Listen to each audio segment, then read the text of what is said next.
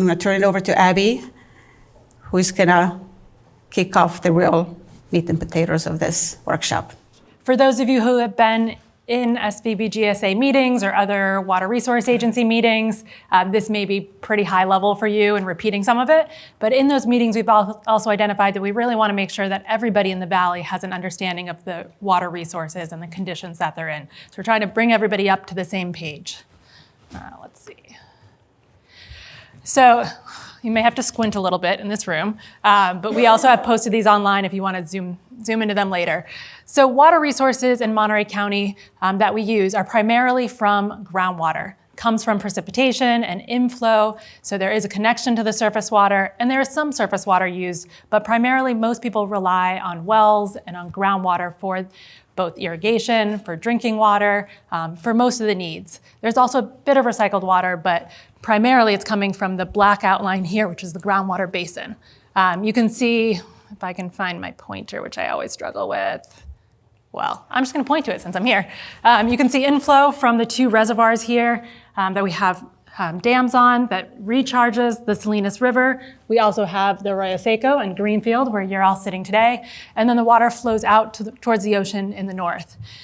You can also see the greener area, although this is topography, that's showing the valley floor, where it's primarily irrigated agriculture. Now, water use in the valley really underpins the economy here.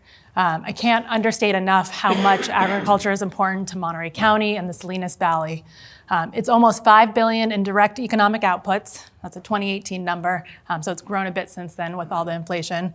But that also ripples throughout the effects on the economy. There's direct economic outputs. People re-spend the money on other goods and services in the county. It provides jobs for folks. Overall, agriculture contributes almost $12 billion, probably more by now, to the county, and provides 1 in 5 jobs, and most of those concentrated within the Salinas Valley. Now, when you look at the water use side of things, agriculture uses 91% of the water use within the valley. And part of managing water is to know who uses it, what's that distribution, what does that picture look like. So the top pie chart there shows that agricultural use is 91% of the use. Urban is about 9%, including industrial, and then 0.2% is rural domestic. So it's primarily going towards agricultural use, which then underpins the economy. In terms of water type, I mentioned most of it's groundwater. That's 96% on the lower pie chart. 1% is surface water, 3% is recycled water. But of course, we've got that interaction between the surface water and groundwater as well. Now, the high dependence is not just on groundwater, is not just for agriculture, right? For agriculture, about 96% of that is relying on groundwater, with some surface water and some recycled water as well. Urban, it's about 90%, 96% as well. And then rural residential users are pretty much solely relying on groundwater for their wells, for their drinking water, and their needs. And then there are environmental and ecosystem uses as well.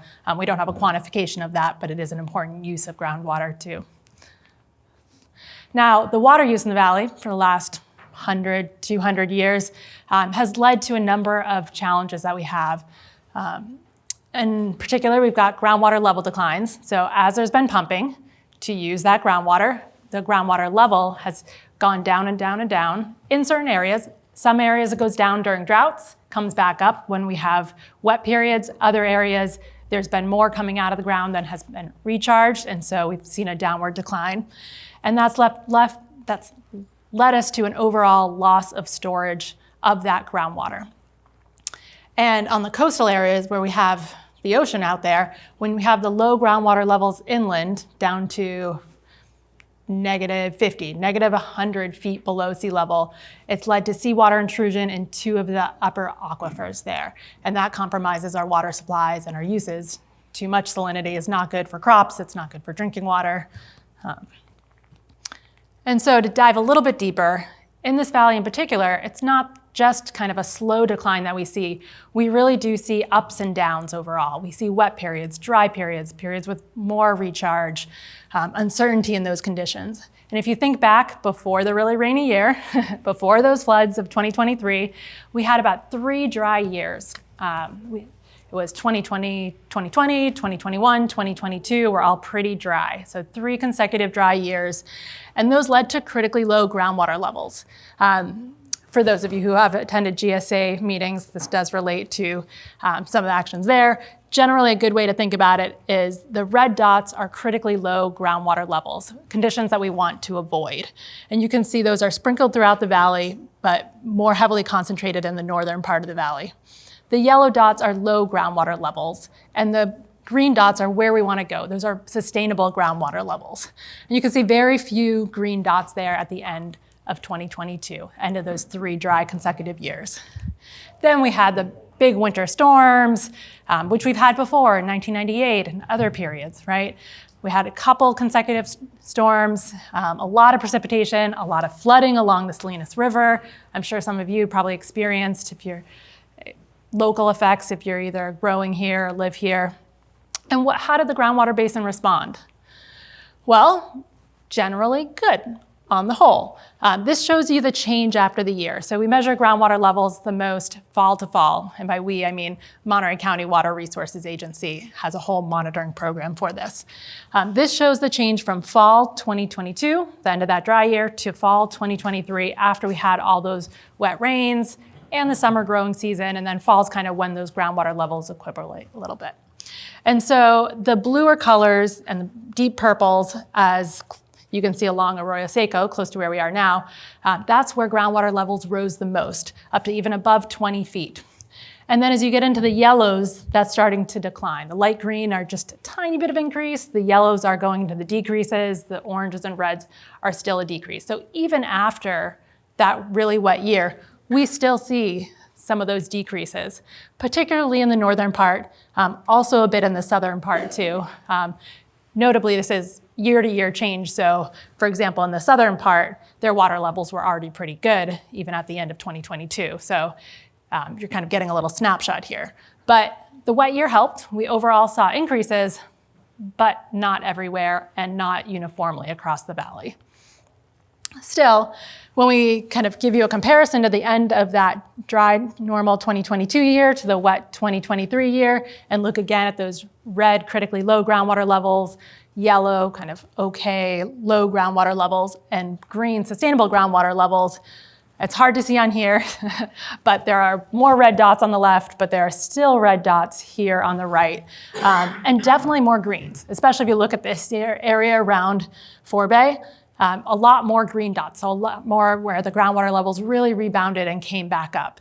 And so what we see across the valley is this fluctuation, right? It's not just one ongoing trend. We can look at trends over time that are occurring, but we do see that these wet and dry periods really have different influences throughout the valley. So overall, the groundwater level decline means that there's a loss of storage. Typically with groundwater, there's a lot of groundwater down there in the ground, but not all of it is accessible. What we're interested in is how much does it change year to year? How much is that groundwater level going up and down? Because that also drives other repercussions. You know, some wells going dry if water levels go down too much. Water quality impacts potentially in certain areas. Seawater intrusion, potentially subsidence like we're seeing in the Central Valley area. So this loss of storage can have larger implications. Now, overall, what we look at here, this is kind of breaking it down across the valley a little bit. I want to give you a valley-wide view, but also let you know that it does vary. It varies from place to place within the valley, and even when we get into the subbasins, in different parts of the subbasin. So this shows different subbasins, or in the case of the Monterey subbasin, it's the Corral de Tierra part of the Monterey subbasin. And it shows that overall we've had a long-term loss of groundwater storage across here. So I'm going to try to give you a little trend line here. You can see generally a declining trend here. So this is the east side area. And so you can see we do have ups, we do have downs, ups, downs. It's not a clear-cut path, but on the whole, dating back to 1945, it's this downward trend. And even if you were to take a smaller snippet here, it is still a downward trend. Same thing, the 18400 foot aquifer subbasin in blue. And then where you are is the Forebay. So that's the orange, and the upper valley is the green, and then Corral de Tierra is the purple there, and Langley is the brown. I know it's not the easiest to see this. So where we are here is we see this big dip that occurs, huge dips that occur when we have those dry periods, right? So there are two different indicators that we're really looking at. And this means overall less in storage, less to be able to use for water supplies. So the drought periods here and that uncertainty that occurs as precipitation varies, as reservoir releases vary, really matters for your groundwater and storage. Along the coast, although it might not be here in Forebay, it matters to the valley. Seawater intrusion is a huge deal. It is a very difficult problem to address. Groundwater levels and groundwater storage, you can replenish through recharge and through less pumping. So there's easier mechanisms to address it than seawater intrusion. As seawater intrusion intrudes, pushing it back is a much different process because it has a different density than regular water. And just given the nature of the way that it intrudes through the subbasin. So here you can see a schematic of what your valley looks like. So you're somewhere down kind of southern valley down here. This is kind of cutting off the reservoirs. And the water is flowing north along the Salinas River to get to the coast. And as the groundwater basin, your main groundwater basin here, goes towards the coast, it enters into this layered aquifer system where you have an aquitard up towards the top of the surface, which really prohibits groundwater from recharging directly from the surface into the groundwater basin or into your usable aquifers. And then you have the 180-foot aquifer, another aquitard, the 400-foot aquifer, another aquitard, and then the deep aquifers. So this layered aquifer system means that we have slightly different conditions between those aquifers. And in the upper twomost, as groundwater levels as we've had pumping, as the pumping has led to groundwater level declines, we've seen seawater intruding across both of those. So that's a little intrusion there on the left. We still do get some recharge, but there's pumping in the middle between those. Now, there's been a lot of efforts here. This is one of the valleys that has done a lot for water management. Monterey County Water Resources has developed 2 reservoirs, Nacimiento and San Antonio, that recharge the groundwater basin. They also release water for fish flows and then also to provide water down to the coastal area. And they've developed, together with Monterey One Water, the Castroville Seawater Intrusion Project, which uses recycled water from Monterey One Water, river diversions at the Salinas River Diversion Facility, and then some groundwater to provide irrigation supply water to those seawater intruded areas. So on the previous one, you could kind of, actually on that one too, see the CSIP area there closer to the coast. If you don't have usable groundwater, you need something else to rely on. So there's been a lot done, and these have had a lot of impact. This is a tiny chart here, I realize it. On the left, that shows you the acreage overlying what we call this 500 milligram per liter chloride isocontour. It's one of the ways that we measure seawater intrusion. The seawater goes anywhere from 0 all the way up to 19,000 milligrams per liter, which is full strength seawater. And the 500 mark is one of our benchmarks that we look at. And so this is looking at how much land area in that uppermost aquifer has been intruded to that extent. And that's that, we'll start on the left. And you can see over time, going from 1944 to 2022, that rate has increased, but in those more recent years, it's tapered off a bit. The rate of increase, the rate of additional land that's been intruded has slowed down. And those 2 bars, if you can see them, are 1998, when CSIP first came online with recycled water, and then 2010, when we started doing river diversions to CSIP as well, so provided additional water to that area. So that has significantly helped to slow seawater intrusion, but we still do see it increasing. And the ramifications of that are for agriculture, certainly, because all of this area is farmed, or most of this area is farmed. Also, we see that in the uppermost aquifer, that purple line is where that 500 milligram per liter isocontour, so where we see that seawater intrusion. You can see it's headed past Marina and Castroville and headed towards the city of Salinas and their drinking water supplies. The 400-foot aquifer, that's the red line there. Also heading, we have very close to and in through part of Castroville, Marina, and then we have a new island that had popped up a few years ago that actually came in part intruding down from the 180-foot aquifer, also heading towards Salinas as well. So seawater intrusion is affecting our irrigation supply as well as threatening our drinking water supplies. And these aren't the only challenges. I mentioned earlier, as groundwater level declines, there can be dry wells. So we tend to see that on farm domestic wells, individual households, smaller water systems tend to have wells that are shallower than some of the more production wells for larger municipalities or larger farms. And so those can go dry as groundwater levels drop, and then that supply is no longer available to those people. Nitrate contamination is huge in this valley. And so that relates to the groundwater conditions there. We also, in parts of the valley, especially parts like the Corral de Tierra area or El Toro area and Langley area, we see a lot of naturally occurring arsenic too. That water needs to be treated before being used for drinking water. And then environmental habitat degradation. So I will also mention, I didn't put it on the list, we have not seen subsidence here where you actually have compaction of the clay in the ground and your ground lowering. And we hear about it in the Central Valley, right? It's disrupting canals, roads, infrastructure. We do have the potential for it though, because we do have aquatards and clay within our groundwater basin. So where does that leave us? In some areas, we have this chronic decline of groundwater levels, something that really we need to work to really change that trajectory, bring it back up. In other areas, in particular here, it's more about the uncertainty. So we have wet years, we have dry years, we have good years, we have bad years. And so how do we manage with this uncertainty to make sure that every year we have adequate water supplies? Adequate in terms of the overall quantity and being able to access that through the wells that we have, as well as the quality of that water. We see negative impacts on both ends of that spectrum. So it's not just the droughts, it's also the floods, right? The economic damage from the floods last year were huge to this valley.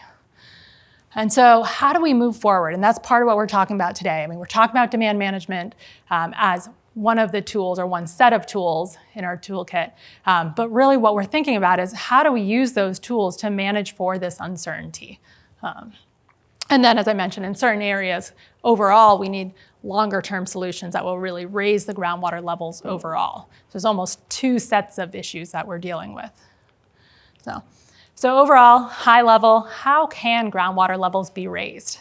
And I'm going to set aside seawater intrusion. It is huge. It is a huge effort of the agency. There are feasibility studies underway, huge effort of the valley. But in terms of what we're talking about today, we're really focusing on those groundwater levels, which then also do relate to seawater intrusion. So there are two main mechanisms. The way we've gotten to where we are is that there's more coming out of the ground, being pumped, than is being recharged and going back into the ground. So that gives you two main mechanisms. You can either recharge more, put more into the ground, and you need supplies to be able to do that with. Water has to come from somewhere. Or you can take less out, reduce the amount of pumping. And that's that uncomfortable conversation that a lot of people don't want to talk about, which is why we're talking about it here. And so we're hoping today we're going to widen this conversation. There are efforts for seawater intrusion. There are efforts and there are projects and actions being considered as far as increasing recharge. So it's not that those two other parts aren't happening. It's just that the demand management tends to be the one that nobody wants to talk about, but is important to consider as well. We've got to look at what all those tools are, and so we want to broaden the conversation, give a broader look about what could come under that tent about what demand management is. And especially if you've been involved in conversations, but all of you, while we do the next presentation or two, or maybe right now, I encourage you to just write down what demand management means to you. Like what do you consider to be demand management? And then as we talk through, we have presentations from people about what's been done, what could be done, and I'll have a presentation later about what are some of those other options.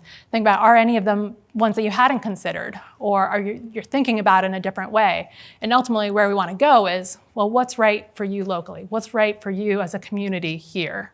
So, and all of those conversations will happen. Maybe not all of them today, but at least today we want to open that conversation about this middle part, the decrease in pumping. Okay, so there's the Salinas Valley 101. Thank you. We're going to take questions. Next, anybody? Questions? Either do you have anything written down? You want to raise the hand?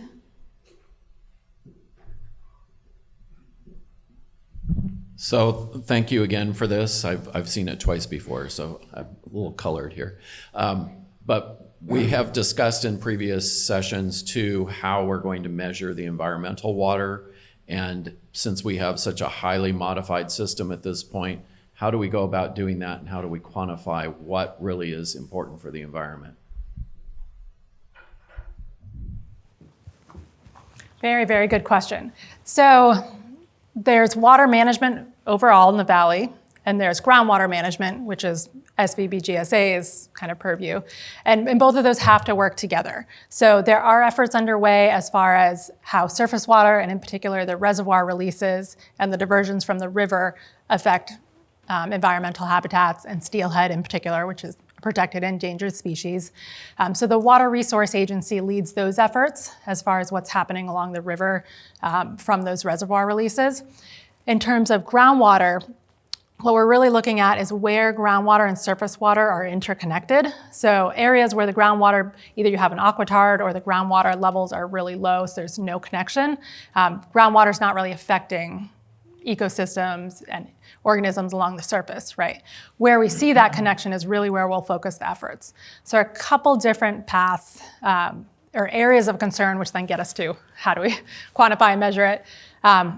One is looking at the impact of pumping and well, to start with, where those areas of interconnection are. And we get to that mainly through both groundwater levels, so where we see them high enough to potentially be interconnected, observed levels, and then also we have a groundwater surface water model that can actually model and look at whether those are interconnected. So we have those two tools that we use together, observed data and modeled data, and those can also help us quantify it.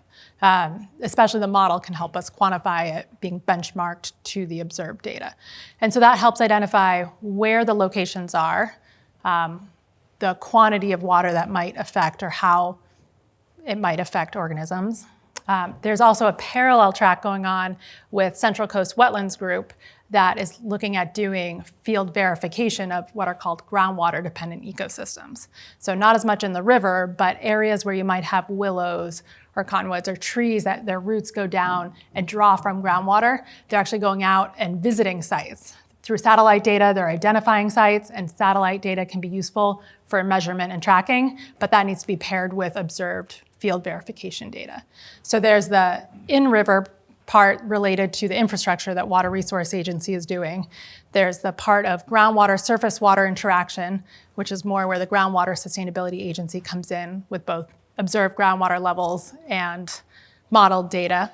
And then there's the actually looking at those ecosystems, which Central Coast Wetlands Group is doing. Does that help?